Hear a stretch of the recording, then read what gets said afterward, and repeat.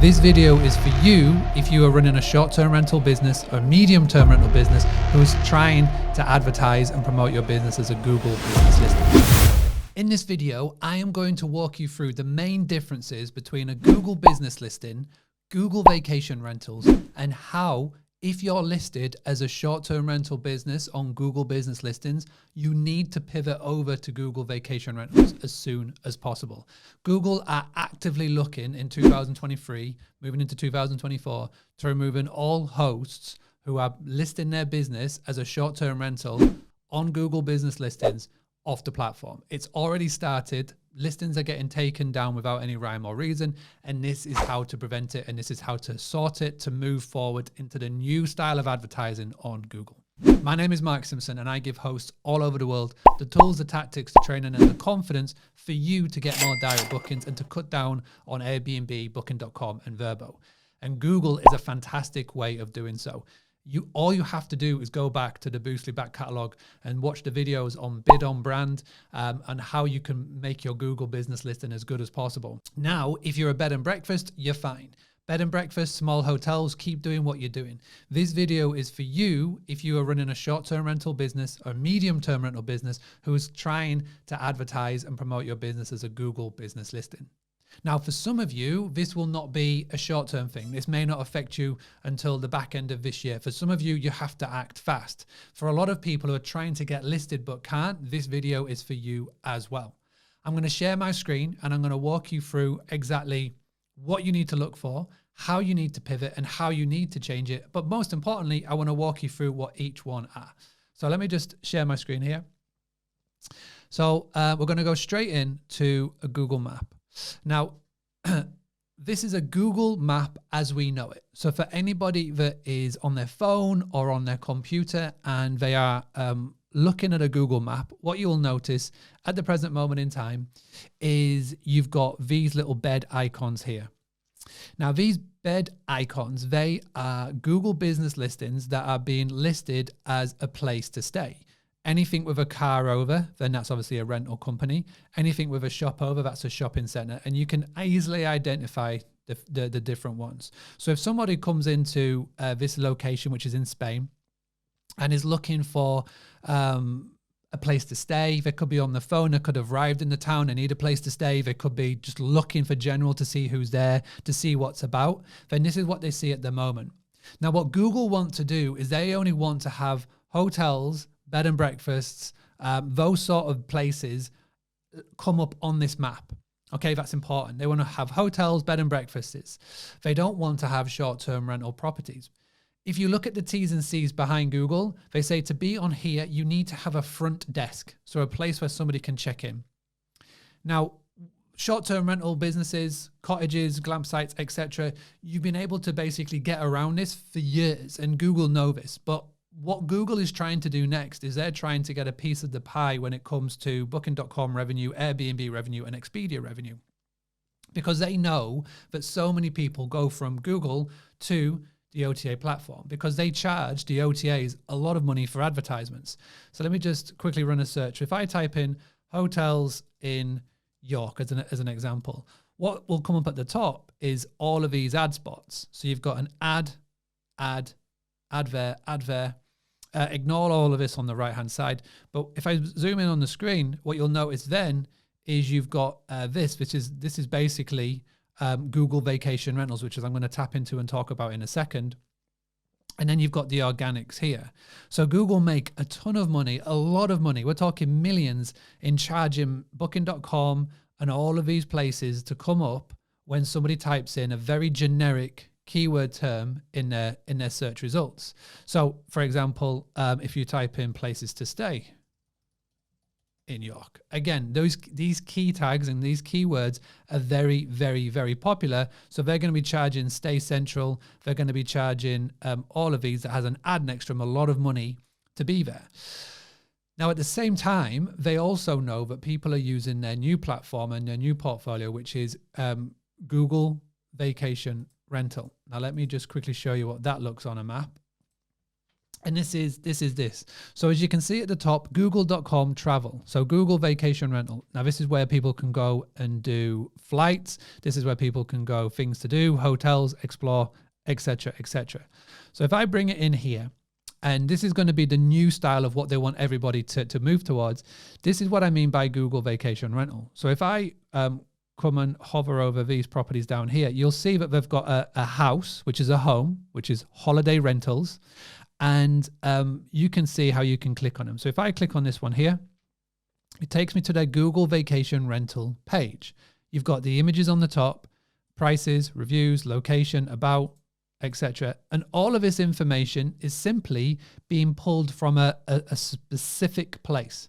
Now, the user doesn't get the chance to edit this yet. This is the next step and the next phase that's coming. But at the moment, it's pulling it from specific places. And I'll show you where those specific places are in a second. But as you can see, what it's doing right now is it's acting like Trivago. It's acting like a meta search where it is searching the internet and it's finding out where the best rate is. Now, as you can see here, the only option that is showing at present is their official website where they can book direct. Okay. And this is, and I'm going to walk you through that in a second.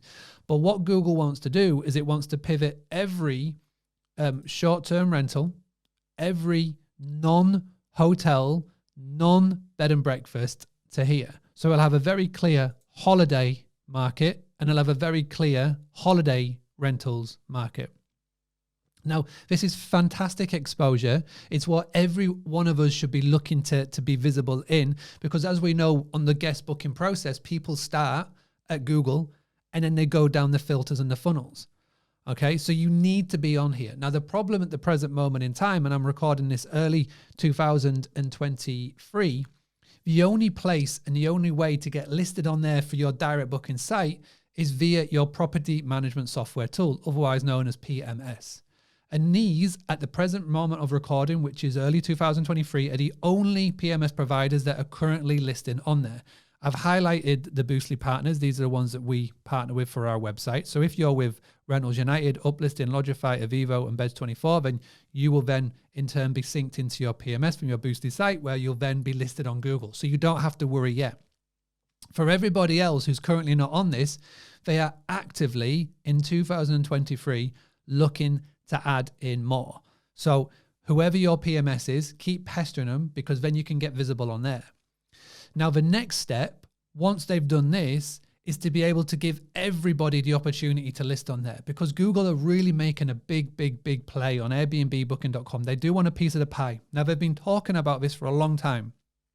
And this is the problem with a company as big as Google, is that they can't just make a decision, flick it, and it works. They have to slowly build this into what they've currently got in place. And so this is what's currently happening at the moment.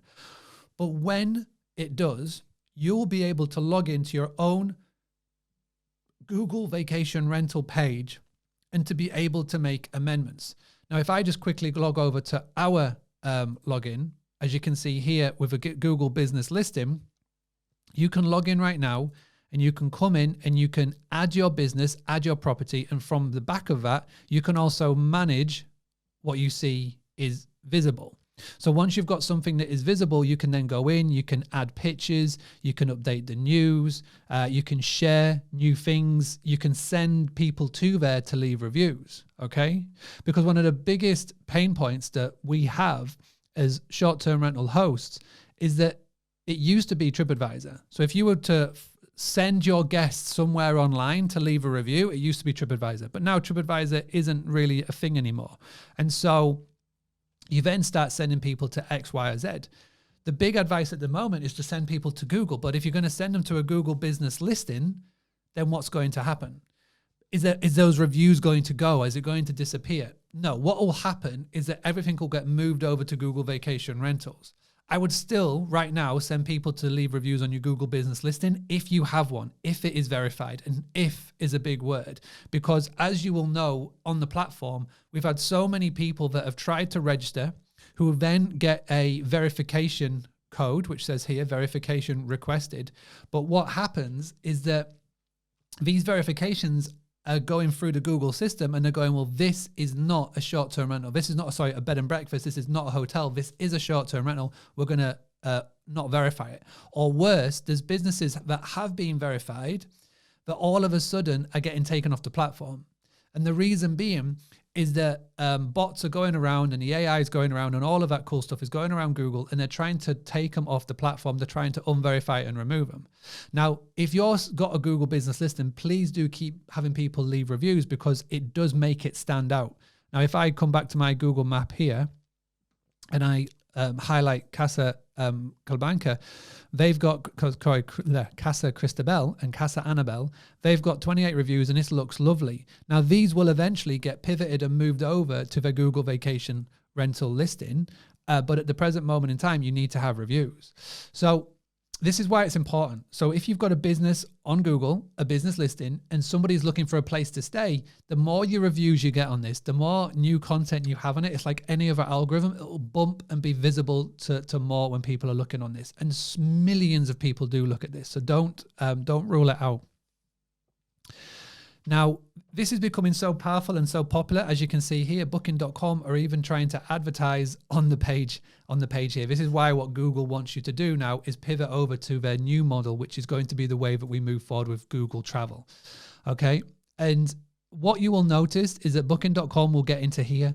You'll also notice Airbnb and TripAdvisor, wherever you list your business, Expedia, Vrbo, etc. They'll try and get into here, and they will try and take your business away. But Google is really trying to go all in on direct bookings. They are trying to go all in to make sure that people are going to your website and not the OTAs, which is really encouraging to see, which is why they're putting official site. Again, I truly believe that one of the reasons why guests aren't booking with you directly is because they just don't realize that they can. They feel like the only way that they can book with you is Airbnb, which is probably our fault. Because if you've ever called yourself an Airbnb business, or say you can book at my Airbnb, you are literally branding them every step of the way. So if we can just all as a collective stop calling ourselves Airbnb businesses, that'd be a good little place to start. But obviously then start pointing them to your own direct booking website where a guest can make that booking. So if I click here, I will then go in turn to this property's direct site at Cozy Spaces, and I'll be able to book directly on there because it links into their PMS, which is Uplisting, which is one of the PMS providers that are currently working with Google. So how do you get your name down? How can you potentially do this? Well, number one, you either join one of these property management softwares that you can see here, or you go to this, which is the Google vacation rental form. So what you need to do, I've even turned this into a pretty link so it's easy for you to understand. If you just go to boostly.co.uk/Google vacation rentals with an S, it will divert you to this form. It's a lot of blurb, it's a lot of nonsense, to be honest, but if you go to the Google's vacation rental interest form, you click on there, it'll take you through to the next stage where you can fill out your details and you can say, hey, I am ready to get listed on Google Vacation Rental. Because what's going to happen next is that when you log into your Google business listing, they'll have a separate section for travel and for holiday rentals where you can come in here and you can update pictures.